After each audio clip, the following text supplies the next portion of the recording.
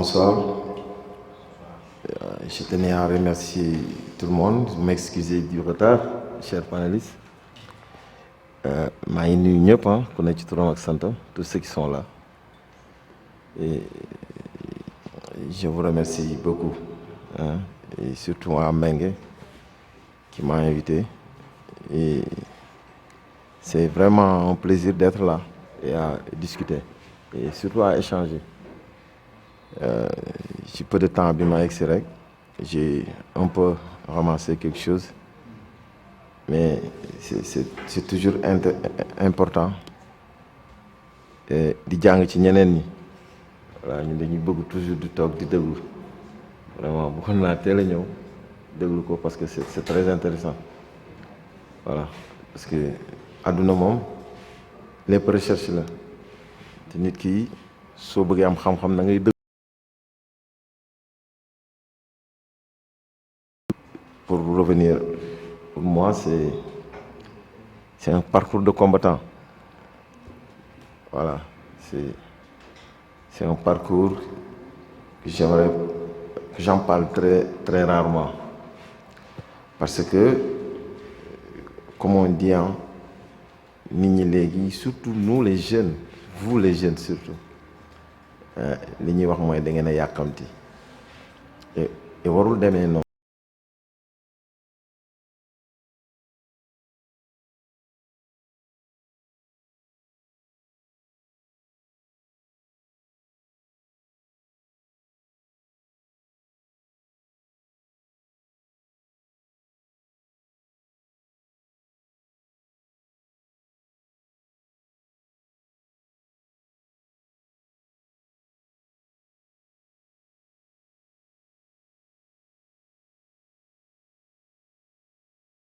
Je pense que li ci des moom ko mooy juddu. Ku xam lu way jur daj ba nga judd di nga xam loolu moo gën a metti la dese ci sa vie. Donc pour man nit ki da nga war a xaar sa àdduna, beneen bi mooy da nga war a gëm sa àdduna. Yombul bu ñuy détail fi ñu jaar. Je dois tout de suite dire que si nous n'avons pas de diplôme universitaire comme vous, voilà, ñun tout de suite après BFM dañu wàcc bi ñu wàccee dugg ci dëkk bi dem liggéey. Pourquoi? Parce que nos parents ne sont pas tellement riches et ñun taaw lañu, nous sommes aînés. Donc tout de suite, vous savez, en Afrique, aîné bi moom dafa war a ñëw yor kër gi. Loolu mooy règle bi en Afrique. Aîné dafa war a ñëw yor kër gi. Donc après BFM damay dem liggéey, wàcc sur la vie active. Nekk naa maçon, nekk naa tailleur, nekk naa rappeur, nekk naa menuisier métallique, réparateur radio. Tout ceci gisuma ci sama bopp. Ok, ma def sama benn formation dem ci cimenterie. Sama première fonction ci cimenterie la. Voilà, fa laa commencé dem dugg ñafe tout seul ba am fa benn poste bu dëgër CDI. À un moment donné c'était à Rufisque te bi may dem Rufisque armée moom fa yóbboon pour dem armée. Jékki-jékki am amuru usine dem ci structure ba liggéey fa tuuti ma dégg ne am na entreprise bu bees bu dëkk Thiès bu ñaan Ciment du Sahel bu bëgg a ñibbi si Thiès ma bind fa demande. Bi ma déposé foofu ci lañ ma jël ma dem fa bokk ci pionniers yi sanc cimenterie du Sahel. te gis nga Ciment du Sahel rek day nekk mën naa ni dafa bokk ci formation boo xam ni man moo ma formaté. Parce que pourquoi? Parce que y a la qualité là-bas. Les gens sont extrêmement bien formés. Nit ñi jàng nañ, nit ñi tey nañ.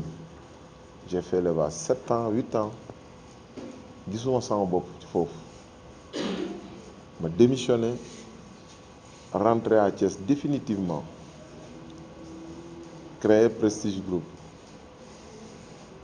groupe Prestige bi ma koy créé sama poche yoruma ci 1 million de francs CFA yoruma ko ci conditions yi difficile parce que pourquoi dama ni pour me mettre en place sama koñ fi ma dëkk laa koy def ba pare muy premier handicap parce que foofu y a rien inaccessible amul tali yu baax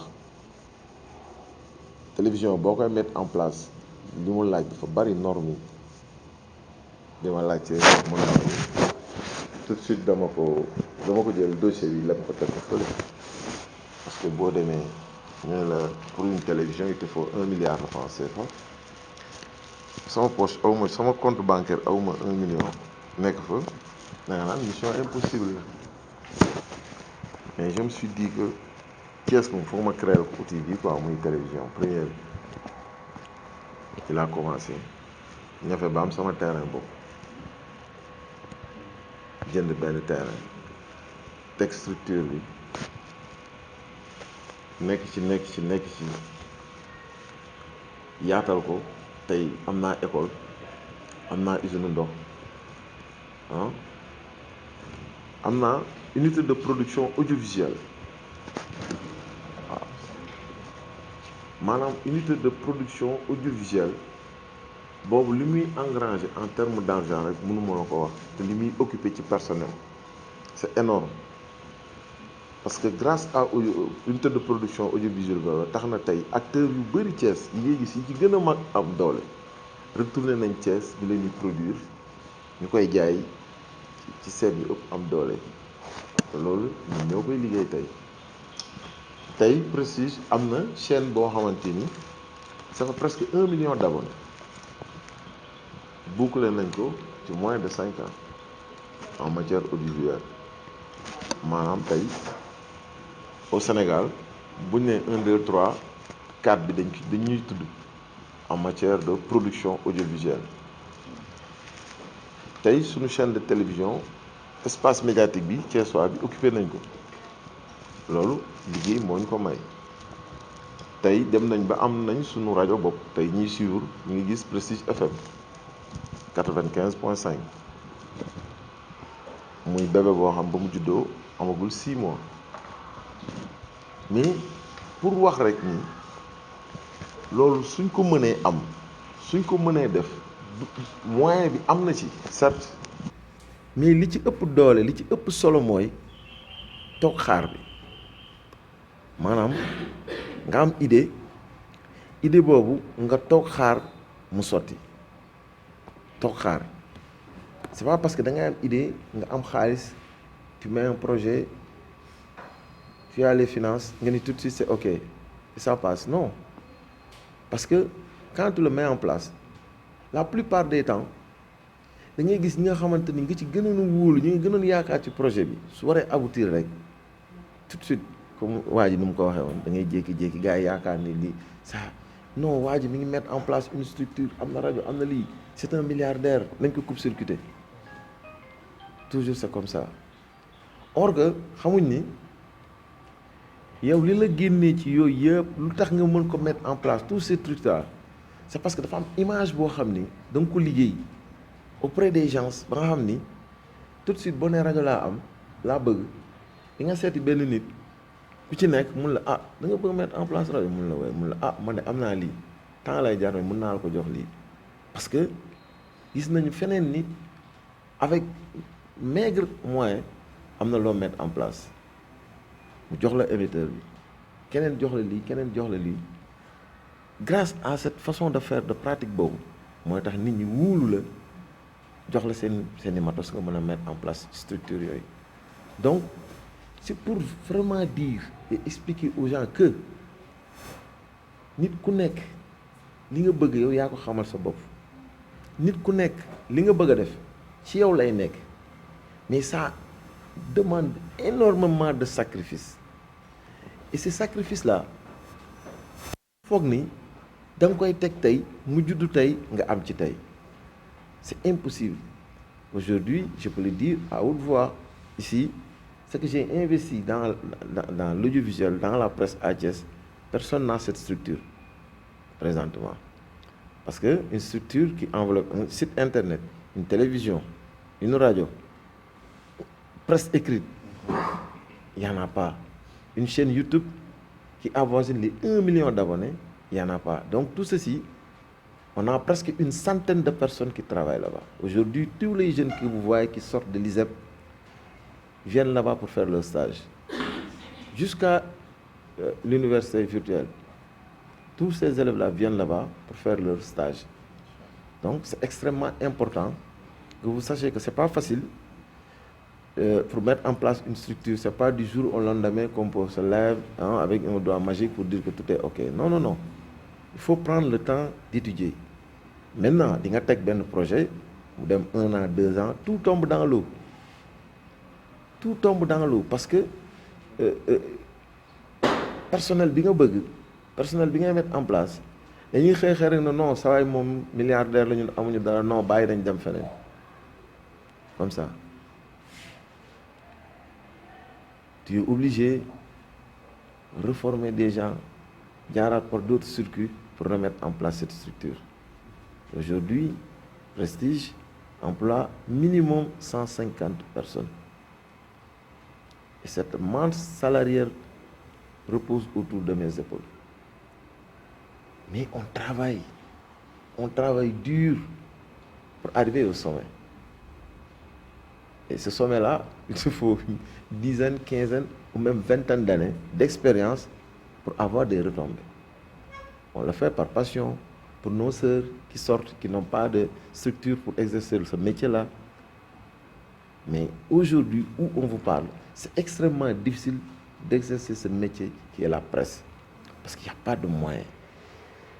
Une presse crédible qui fait son travail librement, il n'y a pas d'argent. Mais il y a une passion terrible. Dafa mel ni comme jàngalekat, du vrai jàngalekat. Amuñu xaalis. Et dañuy bëgg métier bi. C'est ça la presse. Créewul entreprise de leneen la teg. waaw bu sa papa tëdd fee nag yor ay milliards ubbil la nga dem di liggéey alhamdulilah loolu yow la mais du prospérer de ça fonctionne 1 an 2 ans da ngay gis da ngay romb fi benn structure mu rafet nga gis ko nit ubbi ko ngeen di non waaye kii moom fu mu jaar affaire boo ko xoolee 1 an 2 ans 3e année bi c'est tombé dans l'eau parce que y a pas cette énergie cette force qui vous pousse à le mettre en place. Il n'y a pas cette idée, ces gens que tu ailles chercher partout, cette petite génie-là, une petite personne qui est cette génie-là, qui est là-bas, qui aime qui comprend ce projet que tu as mis en place pour te soutenir. Ça, c'est extrêmement difficile. Dans tous les services qu'on a, à chaque fois, il y a 1 ou 2 personnes. Si je les xalaatee day tax su ma xëyee bëgg ñëw liggéey si mais y en a 4, 5, 6, 7 yoo xam ni su ma leen di xool damay bëgg a tëj structure bi defe leneen mais loolu moog liggéey bi ñoo ànd. C'est ça qui nous différencie ak tubaab sa structure non da koy commencer lundi mardi mercredi jeudi vendredi samedi dimanche mu commencer génne résultat parce que tout est planifié tout est organisé lépp dafa am ci ay règles ak normes lay dox ñun nag da ngay ubbi nga baal ma de sama rakk yaay am na doom bu jigéen dégg naa te ci koñ ba lay filmer de ñu ne non ñu indi ko sa kër ne la non da nga koy jël yenn yi iñaan la naka ngay amee télévision doo jël say nijaay ak say bàjjen kër ba nga bañ kër ga éclaté na parce que kooku contourné la keneen contourné la non nous on a préféré prendre des meilleurs et alhamdulillah l'État a mis en place des structures comme l'ISEP comme lycée technique. Les élèves qui sortent là-bas, on n'a aucun problème. Ils viennent, on les prend en stage, tout de suite, ils sont opérationnels au bout de quelques temps. Donc maintenant, moi, ce que je donne, le conseil que je donne à tous les jeunes qui se disent que le rêve de cette Barça ou Barça, c'est du n'importe quoi. Bakkan bii benn yoon lañ ciy dund ku dee xamoo looy fekki fee kàmb gee kenn xamul loo fay fekki gémmiñ bi yàlla sàkk na ci teg wërsëgam nga jot ko tey nga jot ko suba dina egsi ti 500 000 francs tu le prends nga pay ci benn gaal yéeg ci loo xam ne géej à perte de vue nga ne ci pendant 15 jours nga tourner yow boo eggee sax doo xam ci lan ngay egg. y a des gens yoo xam ne egg nañ mais ñii dof nañu mais ñii traumatisme lañu am ñii ay lu ko fi jaar dara jaru dara. gis nga fii on est en Afrique xam nga lu mu mel comme tubaab bi jànq la gis nga jànq nu mu mel ci xale bu góor noonu la mel ci tubaab bi mi ngi daw di ñëw si fii parce que tout est à refaire ici et ceux qui doivent le faire ce sont vous les jeunes. amul keneen politique bi coow leeg ñëpp ñu yéen la rek ku ci jàng taxaw téye sa diplôme nangoo jàngi am expérience la nga war a téye da nga koy jot mais nag ku ci jàngul amoo expérience demoo uti xam-xam fenn nga ni da ngay téye dëkk bi doo téye kenn da ngay topp ci ginnaaw gaay rek da ngay topp ci ginnaaw gaay di ñaan 1000 francs ki 2000 francs et je vous dis et je vous le dis parce que dama ci am expérience kenn du am xam-xam di taxawal amul ça n'existe pas képp ku am xam-xam da ngay liggéey mais nag il faut être extrêmement patient li nga war a jot li war a dugg sa doon li war a jaar sa loxo fekk yaa ngi dund dina ci dugg nga nekk jullit ak catholique koo mënti doon yàlla ba muy séddale kenn fekkewul donc man li may gën a déplorer actuellement mooy image u Sénégal bi ñuy yàq ci ay gaal ça n'a pas de sens. avant Europe bi ngay dem leen ñi dem ñëpp egg laaj leen fan lañ nekk ci ay camp lañ nekk am na ñoo xam ñu ngi leen teg ci ay kii ñu ngi dellu si ñi ci dugg mais ils cherchent à abri yow sa mbokk bi ngay woo sax moom moo la gën a sonn yow boo demee foofu charge de plus la parce que crise bi ñëpp la impacté guerre yi ngay gis nii ça impacte tout le monde man mii sama kër laa tëdd mais guerre bi fekk na ma fa comment dama ubbi benn poulailler dama ci évoluer j'ai investi 20 000 sujets 20 000 sujets calculer 20 000 sujets benn sujet ça coûte 600 francs nga dundal ko pendant 5 mois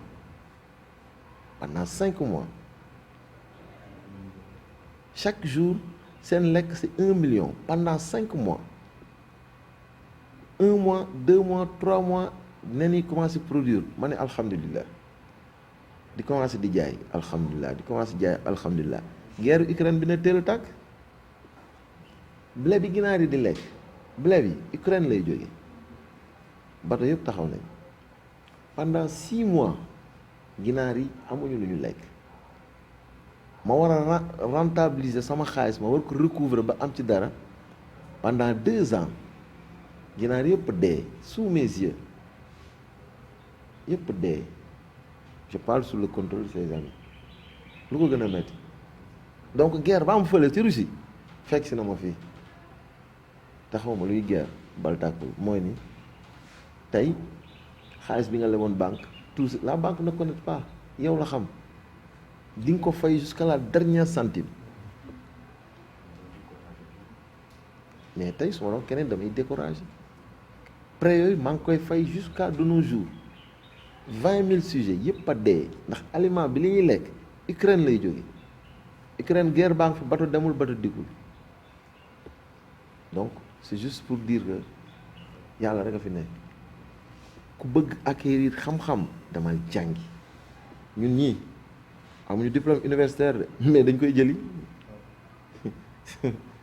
mais on paie des gens pour ce job là un job de rien du tout mais on n'est pas diplômé mais alhamdulilah xëy na loolu mooy suñu cursus mais ku bëgg teel sa bopp da ngay jàngi ba pare c'est la première règle jàngi dem université uti expérience door a wàcc uti ku ko tëb di nga arrière te boo arrière di nga mere ko la deful dara parce que ci ay problème ngay dëkk donc c'est juste ça et je tiens à vous remercier léegi di remercier toute l'assistance. Bonsoir, je m'appelle Louise Larissa Rocco, membre de CLE et d'une organisation qui s'appelle Nature Friend. CLE, c'est une association, ou bien une organisation que j'ai intégrée il n'y a pas longtemps, qui font des trucs merveilleux et qui appuient la jeunesse pour, dans le domaine du développement personnel, de l'entrepreneuriat, ainsi qu'aussi dans le domaine de la technologie. Je suis là aujourd'hui pour vous présenter mes produits. Je suis une jeune entrepreneuse.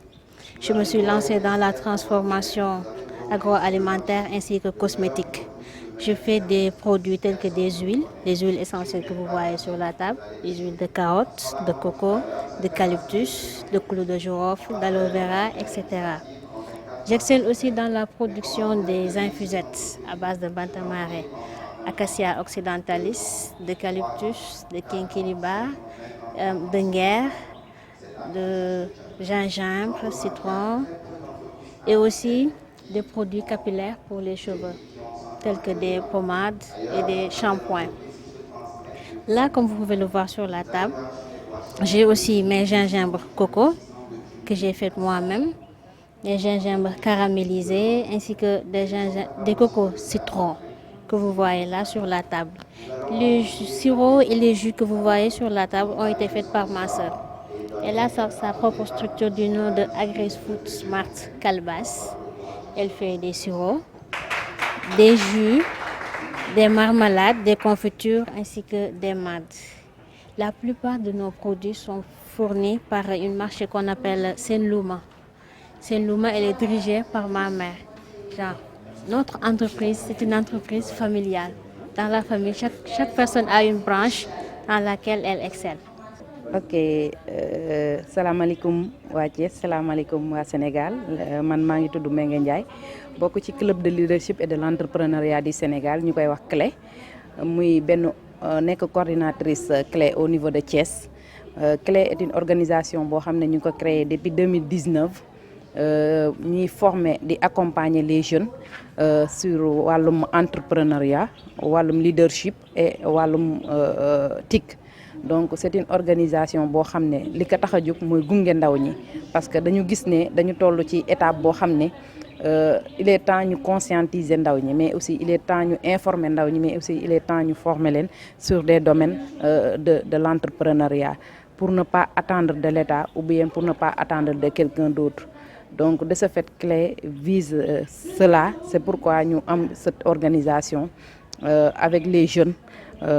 Avec notre mentor coach Tanor qui a eu l'idée de créer cette organisation, d'accompagner la jeunesse sénégalaise. De ce fait, nous avons fait des formations avec les jeunes sur le développement personnel, sur la prise de parole en public, sur la leadership et sur l'entrepreneuriat, mais aussi gestion de projet, rédaction de projet. Aussi di leen defal aussi des formations ci wàllu TIC pour que ñu mën a mettre en valeur leur entreprise pour que mu gën a mën a am visibilité mais aussi xam naka la ñuy utiliser les réseaux sociaux pour mieux vendre leurs produits. De ce fait, CLE est là pour l'accompagnement de la jeunesse thiessoise mais aussi l'accompagnement de la jeunesse sénégalaise. De ce fait, si lañu organiser panel bi avec le cabinet micro macro en compagnie de cette cabinet pour que ñu gën a conscientiser jeunes yi mais aussi inviter wàlle des kàngam yoo xam ne yëngu nañ ci wàllum entrepreneuriat ba tey ñu taxawal seen entreprise li si mel ne DG Doumbouya li si mel ne notre sœur Lisa li si mel ne notre frère Mamadou et tant d'autres pour que ñu ñëw partager leur expérience fi ñu jaar ba egsi fii tey ba tey ñu nekk ay entrepreneur mais aussi pour que ndaw ñi aussi roy ci ñoom ba tax duñu xàddi ci wàllum entrepreneur mais tamit duñu xàddi ci di xaar l'État mais xam ne tey bu ñu jëlee les devants mën nañ avancer ba sore. De ce fait ça nous permet dans une situation boo xam ne ñu ngi naan barsaak wala barzak ndaw ñi ñu ngi jël gaal yi di dem naan rek mbëkk mi dañuy tukki wala ñu dee ci gaal gi. Ñun on se dit que il est temps ñu conscientiser ndaw ñooñu ne la tey 500000 wala 300000 bi ngay jël di dem jëli gaal tey boo ko investir sa dëkk def ci dara mu jur dara mais tey bu ñu jëlee benn 500000 dem gaal amaana doo yegg wala boo yeggee doo nekkee noo war a nekkee wala ñu delloo si waat la sa dëkk ba li nga doon wëti doo ko am mieux vaut nga toog sa réew ndax tey bu ñu toogee gëm suñu bopp xam ki ñu doon investir avec somme boobu ñu yor mën nañu réussir ëllëg suñu vie te kenn duñu sonal te ñu xam ne ndaw ñi Sénégal tey dem nañ ba gis nañ tey ndaw ñu ñoo ëpp ci Sénégal on parle de 13 millions de jeunes donc 13 millions de jeunes yooyu kenn ku nekk su yëngatoo ci lenn ca domaine bu mu nekk rek bu ko gëmee amaana tey dinañ ne Sénégal zéro chômage mën na fee nekk parce que l'État mi ngi accompagner les jeunes avec des structures yu mel ne DER yu su mel ne 3FPT yu su mel ne nu mu tuddati FONGIP structure yooyu yëpp état mu ngi koy teg pour accompagner ndaw ñi donte dayul di lancer état aussi ñu gën a dooleel ndaw ñi ci yooyu gën a xoolaat le suivi de ces projets là pour que ndaw ñi nga xam ne aussi dañuy yëngatu ci wàllum entrepreneuriat gën a gis seen bopp ci par rapport ak seen projet yi nga xam ne ñu ngi koy financer ndaw ñi. donc ñun nag loolu rek moo ñu tax a jóg accompagner ndaw ñi ba ëllëg ñu am ay ndaw yoo xam ne dañuy impacter seen société parce que c'est le devoir de tout un chacun accompagner ces jeunes par rapport à l'entrepreneuriat pour pouvoir impacter la société sénégalaise de demain. Bonjour, je suis Edem Safli, fondateur du cabinet Micro Macro qui évolue dans la formation et l'accompagnement en agrobusiness. Je suis aussi membre du CLE, c'est le club de leadership et d'entrepreneuriat du Sénégal, qui est l'auteur de cette initiative que nous avons dénommée Panel Zéro à Héros, comment créer une entreprise qui impacte durablement. Nous le savons tous, beaucoup de nos jeunes aujourd'hui partent mourir en mer, pas parce qu'ils le veulent, ils sont bien conscients des risques, mais ils n'ont plus d'espoir. Ils n'ont plus de solution, ils en ont beaucoup cherché. Certains se sont donnés vraiment aux études, corps et âme. Ils ont donné tout ce qu'ils pouvaient, mais les opportunités locales ne sont pas suffisantes, voire inexistantes. Aujourd'hui, il est question de redonner de l'espoir à la jeunesse, de créer une nouvelle génération de jeunes entrepreneurs qui ont compris, qui créent de l'impact, qui créent des solutions locales durables et qui peuvent heureusement créer de l'emploi, offrir à leurs frères et sœurs de nouvelles opportunités pour créer ce qu'on appelle du travail décent. Parce qu'il ne suffit pas de travailler pour travailler. Il faut pouvoir s'épanouir dans son travail, aimer ce qu'on fait, être vraiment content le lundi matin quand on se réveille parce qu'on a un but, un objectif à atteindre. Et pour entreprendre, ce n'est pas un effort de mode. On n'entreprend pas parce que les autres entreprennent. Il faut comprendre comment ça fonctionne. Il faut aller à l'école de l'entrepreneuriat. Il faut s'inspirer des modèles, des références. Heureusement, on en a beaucoup à Thiès, au Sénégal, en Afrique, un peu partout dans le monde, de différents niveaux. Peu importe leur passé, peu importe leur histoire, ils ont tous réussi à créer aujourd'hui de l'impact, à devenir des héros, alors que 2, 3, 5 ans plus tôt, personne ne les connaissait. Aujourd'hui, notre message, c'est de dire à la jeunesse, il est temps de se lever, de construire l'Afrique, parce qu'ici, tout est à faire. Ce n'est pas le moment de quitter l'Afrique pour aller ailleurs. Le futur, l'avenir, c'est ici, en Afrique, et c'est à nous de le construire. Les autres ne viendront pas construire notre continent pour nous, c'est à nous de le construire.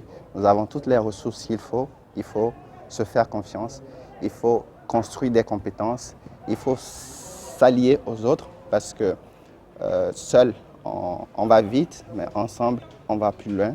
Donc l'esprit d'équipe c'est important, il faut de l'humilité, il faut aller apprendre ce qu'on ne connaît pas et on peut progressivement, parce que ça demande de la patience, de la persévérance, ce qui manque aujourd'hui à la jeunesse pour y arriver. Et une chose est sûre, les solutions sont là. Ceux qui peuvent nous accompagner sont aussi là. C'est à nous de faire le pas, de sauter pour réaliser nos rêves. Parfois, on a l'habitude de dire que l'entrepreneuriat, pour entreprendre, ce n'est pas quelque chose de facile, mais aussi ce n'est pas quelque chose de difficile. Pouvez-vous expliquer pourquoi ça? Effectivement, l'entrepreneuriat pour moi n'est ni facile ni difficile. Tout est question d'état d'esprit.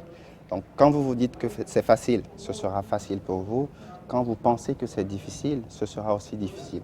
C'est pour ça qu'en général, on démarre des formations sur le développement personnel parce que tout part de votre état d'esprit. Donc quand on se dit que c'est facile, le cerveau a la capacité, la facilité de trouver tout ce qu'il faut mobiliser pour atteindre son objectif. Mais dès qu'on pense que c'est difficile, toutes les portes sont bloquées. Il va nous confirmer que c'est vraiment difficile. Donc, mon cabinet Micro Macro aujourd'hui s'active dans la formation et l'accompagnement. Nous formons les jeunes et les femmes un peu partout au Sénégal et en Afrique.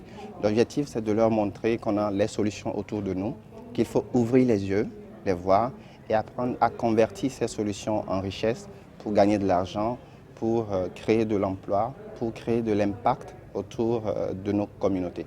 Donc aujourd'hui, nous évoluons vraiment en cosmétique par exemple, où nous apprenons comment fabriquer du shampoing, de l'eau de javel, du savon liquide, des savons de toilette à base de produits locaux, du nîmes, du moringa, tout type de fruits, la papaye, la carotte, etc. Des crèmes, des laits de corps Donc l'idée, c'est pour dire qu'on peut vraiment produire localement tout ce que nous consommons. Il est temps d'arrêter d'importer à coups de milliards. Ça appauvrit nos économies. Le consommer local doit cesser d'être un discours. Il faut absolument qu'on passe à l'action, qu'on soutienne les jeunes qui font des efforts et qu'on puisse se mettre ensemble pour porter notre voix beaucoup plus haute. Le fondateur de l'organisation CLE du Club de leadership et de l'entrepreneuriat du Sénégal. mu nekk benn association boo xamante ne objectif bu mu amee mooy naka la ñuy dimbale xale yi nga xam ne ñu ngi ci lycée yi ak yi ci université yi ñu comprendre les enjeux yi nekk ci wàllum entrepreneuriat.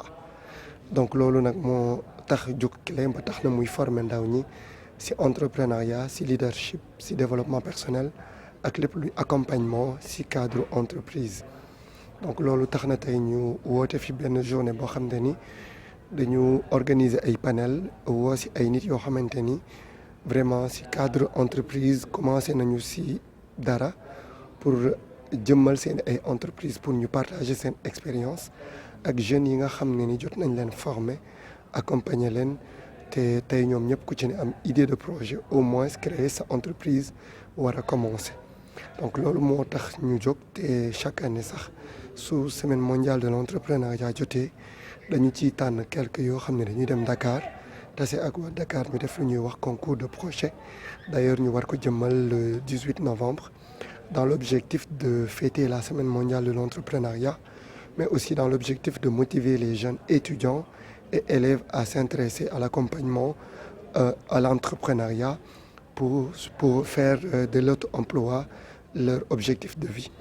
donc un peu loolu moo wundu CLE te lu nga xam ne moom la ñu am occasion pour wax mooy képp kuy autorité képp koo xam ne ni sujet jeune ñor na la war nga mën ñëw jàppale jeunes yi nga xam ne ñoo nekk Thiès muy mi nekk sama wet di coordonnatrice Sidi Diop di coordonnateur pôle entrepreneuriat Ousmane aussi di coordonnateur pôle TIC ñu nekk fii ci Thiès chaque samedi di former ndaw ñi di leen outiller pour ñu mën entreprendre mais surtout mën a xam lan la ñu bëgg a def nekk si ba mën ko grandir loolu rek la amoon lu may wax par rapport à tout ce qui a été fait. merci beaucoup.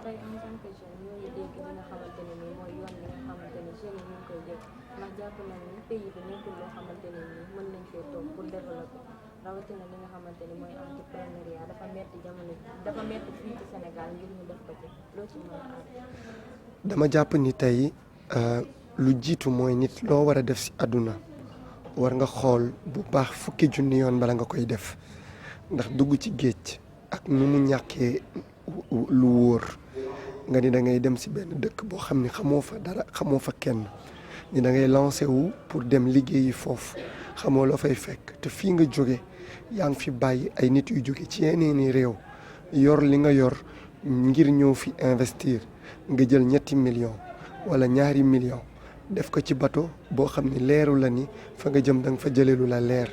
dama jàpp ni benn li leen war mooy ñu toog ci dëkk bi xam ni li fi nekk ci njariñ ñu leen mën a permettre ñu réussir bari na mais li ci yokk mooy ñu xam ni xaalis boobu ñu yor seeni ay moroom yor nañ lu ko gën a néew taxawal seeni entreprise am ci patience jël jafe-jafe yi nga xam ni moom la entrepreneur yi di dund ñoom ñu koy dund ba tey alhamdulilah ay 2 at 3 at la ñuy def yor loo xamante ni ñoom ñooñu kenn mënu ko ci yor.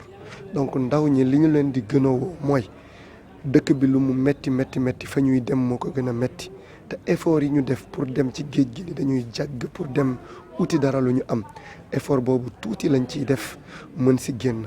kon en tant que ndaw duma conseiller benn yoon benn jeune mu jóge fii Sénégal dugg ci ay gaal fay ay millions pour dem ni Europe te xamoo lañ fay fekki lépp lu ñu bëgg mi ngi fi te gëm naa ni mën nañu judd fii liggéey fii tekki fii ci kaw ñu gëm seen bopp te am patience loolu laa leen di mën a wax merci.